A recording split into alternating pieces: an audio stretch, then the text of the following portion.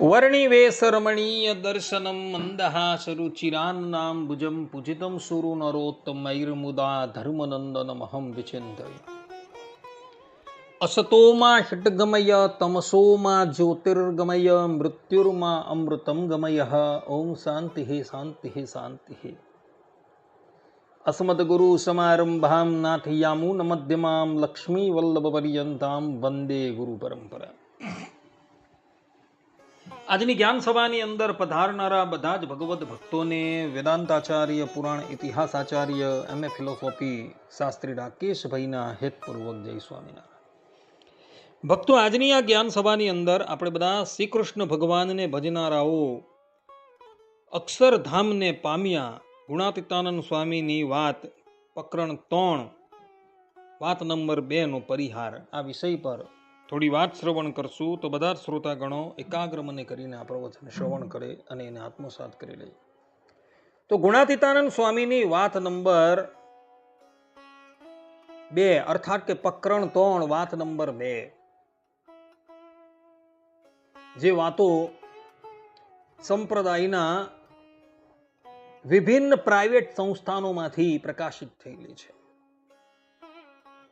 તો એ વાતની અંદર સ્વામી એવું કહે છે કે મહારાજને શ્રી કૃષ્ણ જેવા સમજે તો ગોલોકને પામે, રામચંદ્રજી જેવા સમજે તો વૈકુંઠને પામે, વાસુદેવ જેવા જાણે તો શ્વેતદ્વીપને પામે, ને નરનારાયણ જેવા જાણે તો બદ્રિકા આશ્રમને પામે, ને જેવા જાણે તેવા થાય, ને તેટલું ઐશ્વર્ય ને તેટલા સામર્થ્યને પામે, ને શ્રીજી મહારાજને સર્વ અવતારના અવતારી ને અક્ષરધામના પતિ સમજે તો અક્ષરધામને પામે. આ પ્રમાણે અહીં ગુણાતીતાનંદ સ્વામીની વાતોની અંદર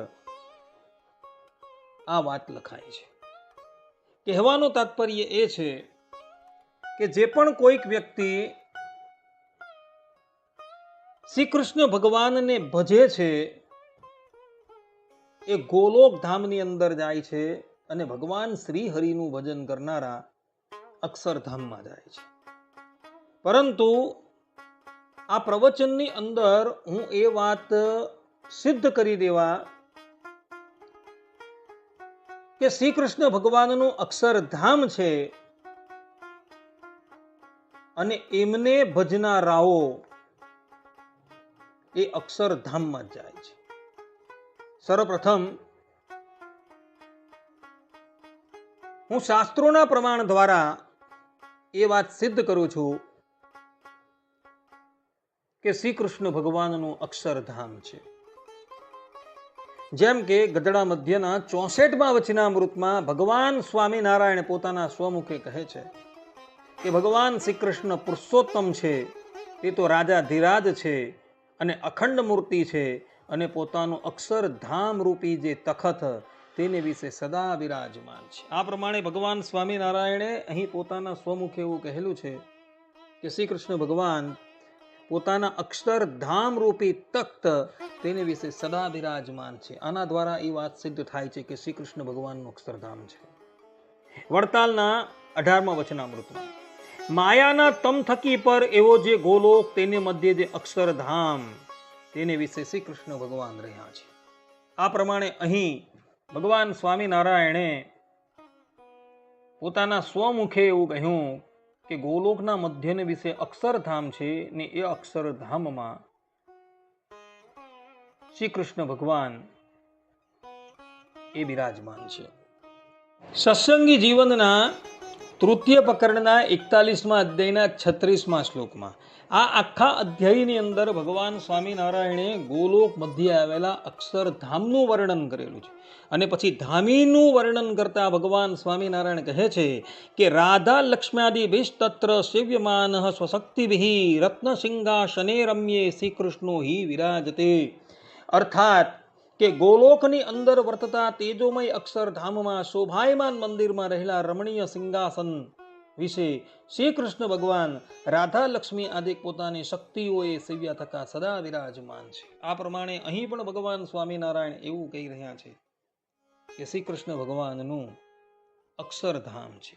સત્સંગી જીવન 5મું ચોથું પ્રકરણ 46મા અધ્યાયમાં છઠ્ઠા શ્લોકમાં ભગવાન સ્વામિનારાયણ પોતાના સ્વમુખે કહે છે કે ધામની સ્વીય અક્ષર આખ્યે વિલસતી ભગવાંશ તત્પુમાંશમ ચ માયામ સત્ય જ્ઞાનાદિભીર યહ પ્રકૃતિ પુરુષજમ શક્તિભીર વ્યાપ્ય વિશ્વમ.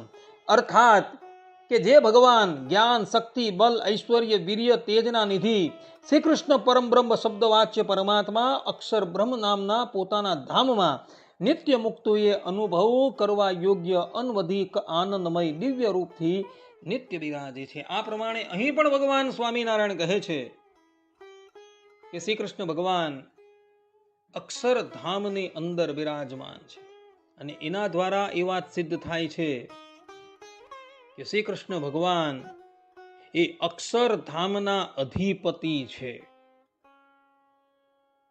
હવે એવા એ શ્રી કૃષ્ણ ભગવાનને ભજનારાઓ ક્યાં જાય છે? તો એવો અક્ષરધામમાં જ જાય છે એવું ભગવાન સ્વામિનારાયણ પોતાના સ્વમુખે કહી રહ્યા છે.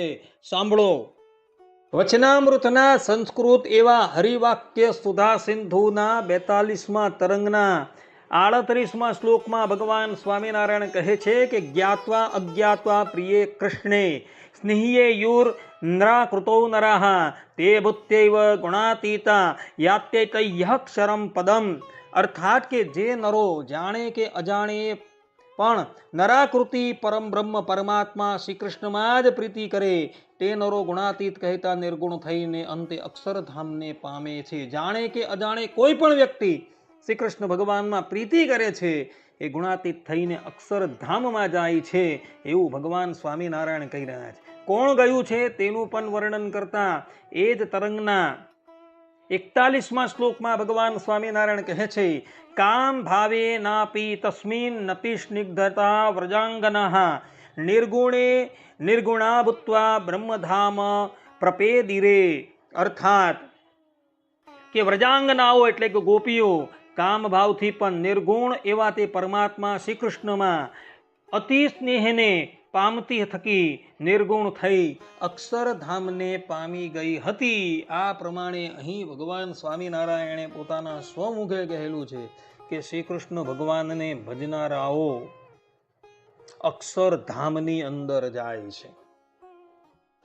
તે જ પ્રમાણે લોયાના 18મા વચનામૃતમાં ભગવાન સ્વામિનારાયણ કહે છે કે જેમ વ્રજના ગોપને આશ્ચર્યરૂપ શ્રી કૃષ્ણ ભગવાનના ચરિત્ર દેખીને પ્રથમ તો દેવભાવ આવ્યો, પછી ગર્ગાચાર્યના વચનને સંભાળીને નારાયણનો ભાવ આવ્યો, પછી એમ કહ્યું જે તમે તો નારાયણ છો માટે અમને તમારું ધામ દેખાડો. ત્યારે અક્ષરધામ દેખાડ્યું અને ગર્ગ સંહિતાની અંદર એવું લખેલું છે કે ભગવાન શ્રી કૃષ્ણ બધા જ વ્રજ ભક્તોને દેહાંતે એ જ અક્ષરધામની અંદર લઈ ગયા હતા.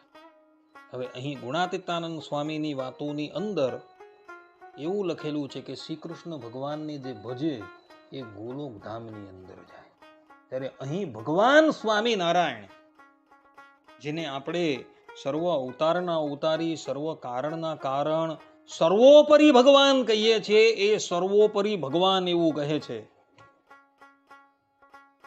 કે શ્રી કૃષ્ણ ભગવાનને ભજીને ગોપીઓ ભગવાનના ધામમાં ગઈ તથા એ શ્રી કૃષ્ણ ભગવાનને કોઈ પણ ભગવદ ભક્ત ભજે એ નિર્ગુણ થઈને એમના અક્ષરધામની અંદર જાય છે. હવે આ ગુણાતીતાનંદ સ્વામીની વાતોના વચનો સત્ય માનવા કે ભગવાન સ્વામિનારાયણના વચનામૃતોના સત્સંગી જીવનના વચનો સત્ય માનવા? તો કોઈ પણ વ્યક્તિ એમ જ કહે કે ભાઈ નહીં, ભગવાન જે બોલે એ જ વાત સત્ય છે. કારણ કે શ્રીમદ ભગવદ્ ગીતામાં ભગવાન શ્રી કૃષ્ણ પોતાના સ્વમુખે કહે છે વેદ વિદેવચા અહમ.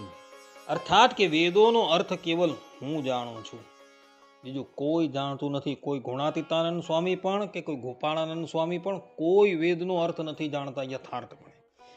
વેદનો અર્થ યથાર્થપણે કેવલ ને કેવલ પુરુષોત્તમ નારાયણ ભગવાન શ્રી હરિ જ જાણે છે. અને એ શ્રી હરિ અહીં એવું કહે છે કે શ્રી કૃષ્ણ ભગવાનને જે પણ કોઈક વ્યક્તિ ભજે એ નિર્ગુણ થઈને અક્ષરધામની અંદર જાય છે. એટલે ગુણાતીતાનંદ સ્વામીની આ વાત છે એ સંપૂર્ણપણે હૃદયો છે એમ સિદ્ધ થઈ જાય છે.